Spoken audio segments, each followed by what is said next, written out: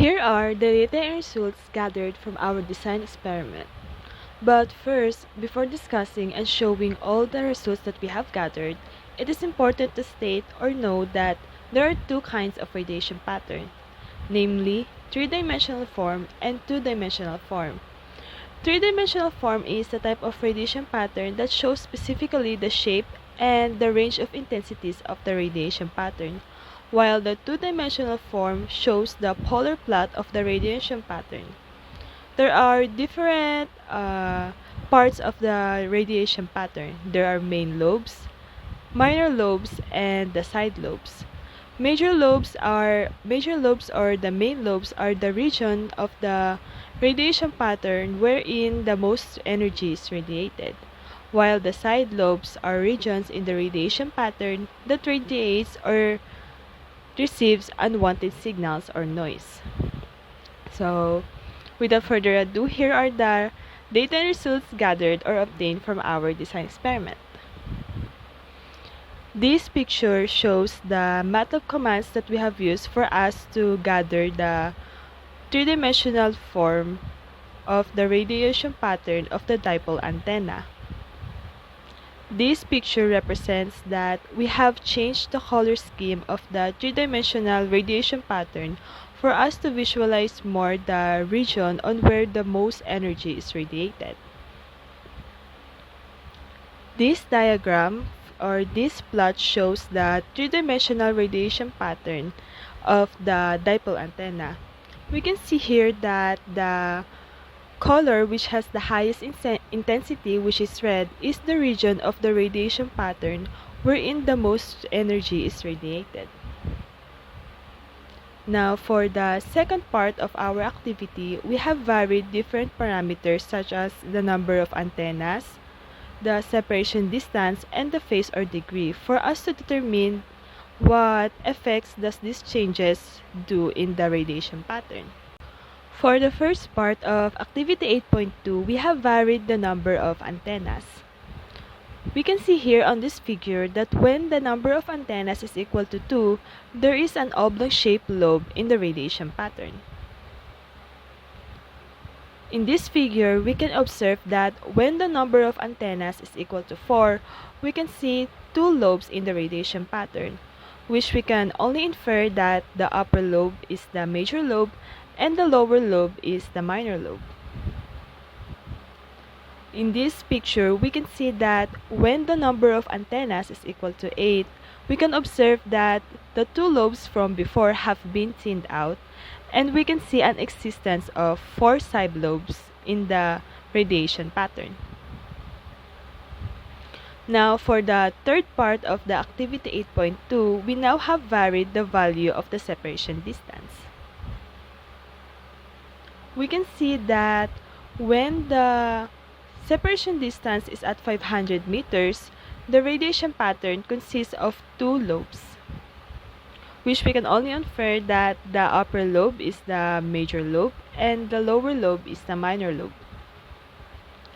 In this figure, we can observe that when the separation distance is at 750 meters, the radiation pattern consists of a major lobe, a minor lobe, and two side lobes. We can also see that the two lobes from before have thinned out and have been smaller in size.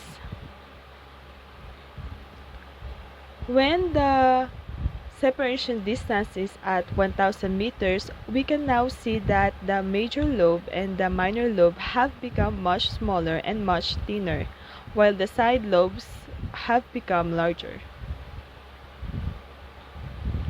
For the third part of activity 8.2, we have varied the value of the phase or degree.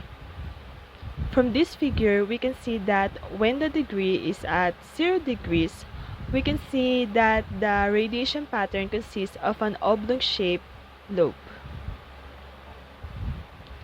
In this figure, we can see that when the phase is at 45 degrees, the lobe from before have become smaller and it moved to the right side of the radiation pattern. When the phase is at 90 degrees, we can see that the that the lobe from the radiation pattern before have become much smaller and moved to the left side. So, what general observations can we infer from all of this data and results? The first general observation is that when the number of antennas is increasing, there is also an increase in the chances or the presence of side lobes as well. Because we can see as the number of antennas goes from 2 to 4 and to 8, the presence of side lobes is also increasing. Therefore, we can induce from this observation that when the number of antennas or dipole antennas is equal to or more than 8, the chances of the antennas to become noisy is increasing as well. This is because of the presence of the side lobes. The second general observation that we can imply is that when the separation distance is increasing, the sizes of the side lobe is increasing as well.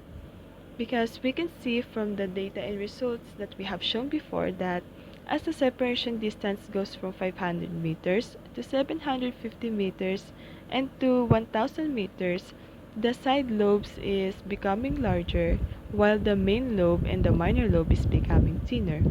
We can induce from this observation that when the distance between antennas is becoming wider, the chances of the antennas to become noisy is increasing as well because of the enlargement of these side lobes. In conclusion, the experiment aims to design a program that plots a radiation pattern of a dipole antenna in both three-dimensional and two-dimensional forms. The procedure is divided into two parts. The first part focuses on the three-dimensional structure, while the second part focuses on the two-dimensional structure. A dipole antenna is particularly important form of RF antenna, which is very widely used for radio transmitting and receiving applications. The codes to design a three-dimensional radiation pattern of a dipole antenna are based on the radiation pattern formula, wherein KL is the length and theta is the phase.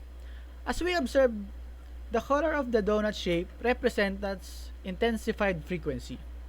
The color red represents a higher intensified frequency, while the color blue represents a lower intensified frequency. On the second part, it answers the intended learning outcome number form, which is to differentiate the effects of the separation distance, the number of isotopic antennas, and the phase angle of the dipole radiation pattern. When changing the number of elements into 2, 4, and 6, it will produce a side lobes. Aside from that, the number of the isotopic antennas is proportional to the directivity, whereas increasing the value of the isotopic antennas will result to an increase in its directivity. Moreover, we notice that by changing the separation distance in 500 meters, 750 meters, and 1000 meters, we recognize the difference by looking at the pattern lobe in the antenna. We can say that the distance between the antennas increases, the radiation pattern is not only broad-sided, but it also radiates on the different directions. In addition, by changing the value of the phase or degree by 0 degrees, 45 degrees, and 90 degrees can greatly affect the area of the side lobe and the main lobe. As the phase increases, the graph shows that the area of the side lobe is increasing and it is inversely proportional to the main lobe directivity, whereas increasing the value of the phase will increase the area of the side lobe and decreasing the area of the main lobe directivity. Furthermore, we have come to conclusion that the radiation pattern in three-dimensional form is more efficient to utilize rather than the two-dimensional form. The rationale behind this is that the area wherein the most energy is radiated can easily be recognized in three-dimensional form because of the color it represents. For our reference, These are the reference that we use in order to obtain this design experiment.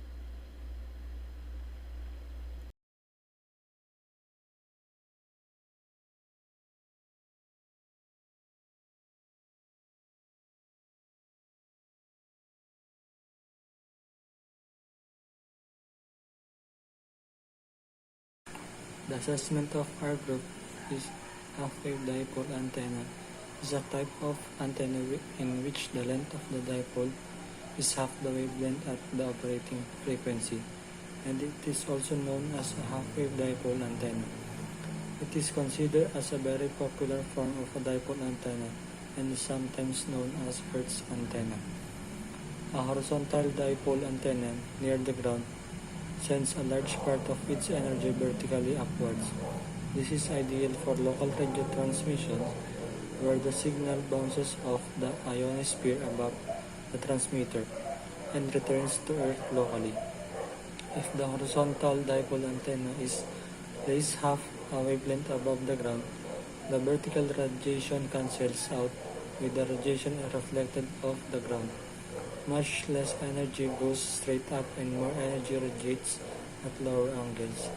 This is better for long-distance communication reflected off the ionosphere at lower angles.